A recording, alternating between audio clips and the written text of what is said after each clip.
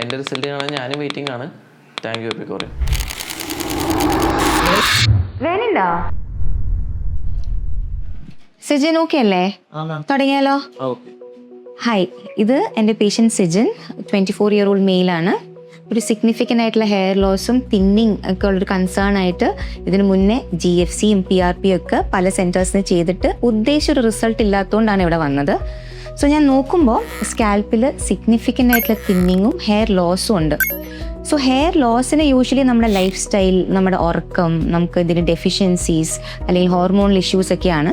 So അതൊക്കെ നമ്മൾ blood test ചെയ്തിട്ടും അതൊക്കെ നമ്മൾ കറക്റ്റ് ചെയ്തിട്ടുണ്ട്. ഇനി ഹെയർ തിന്നിങ് കറക്റ്റ് ചെയ്യാനായിട്ട് മുടിയുടെ ഇടയിലുള്ള ടെസ്റ്റോസ്റ്ററോണിൻ്റെ അളവ് അത് കുറയ്ക്കാനായിട്ട് ഡ്യൂട്ടസ്ട്രൈഡും ഹെയർ ഗ്രോത്ത് ഒന്നും കൂടെ സ്റ്റിമുലേറ്റ് ചെയ്ത് നല്ല തിക്ക് ഹെയർസ് വളരാനായിട്ടുള്ള കുറച്ച് പെപ്റ്റൈഡ്സും സിഗ്നലിംഗ് മോളിക്യൂൾസും അതും കൂടെ ആഡ് ചെയ്തിട്ടുള്ള മീസോതെറപ്പിയാണ് ഞങ്ങളുടെ പ്ലാൻ. സോ ഇത് ഒരു വൺസ് എ മന്ത് ഒരു 3 to 4 സെഷൻസ് ആണ് പ്ലാൻ ചെയ്യുന്നത്.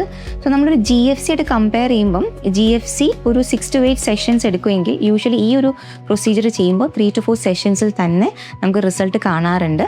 ഇതിന് മുന്നേ GFC ചെയ്തിട്ട് റിസൾട്ട് ഇല്ലാത്തവർക്ക് ഇത് ചെയ്തപ്പോൾ ഒത്തിരി പേഷ്യൻസ് നല്ല റിസൾട്ട് വന്നതായിട്ട് കണ്ടിട്ടുണ്ട്. ഞാൻ 2-3 ക്ലിനിക്കിൽ PRPയും GFC ചെയ്തിട്ടുള്ളതാണ്. സ്റ്റിൽ എനിക്ക് റിസൾട്ട് ഉണ്ടായിരുന്നില്ല.